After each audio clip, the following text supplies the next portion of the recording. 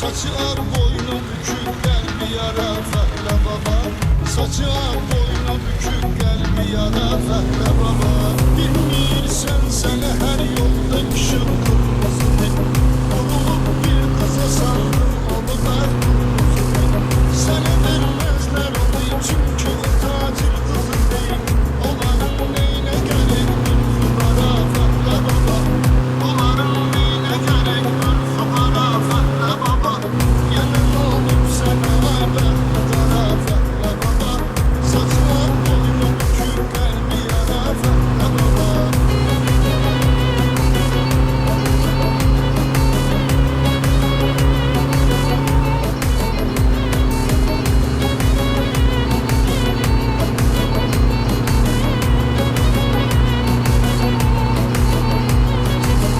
Atası vermeyecek alsa da sohbetimiz. Böyle halde koşulup kaçmak olar niyetimiz. Alacak bir evimiz vardı büyük külfetimiz.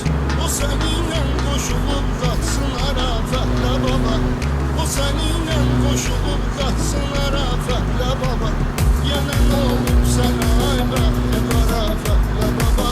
Saçına boynu bükük gel bir yara fehle baba.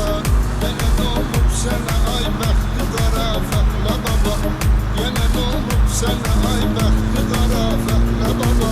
Saçına boynu bükük gel bir yara fehle baba. Saçına boynu bükük gel bir yara fehle baba. Burada sakal değil ki her defa çıksın yüzüne. Eli gitse birine aç bir bakarsan gözüme. Sen hele subaysan bakabilmeysen özüme.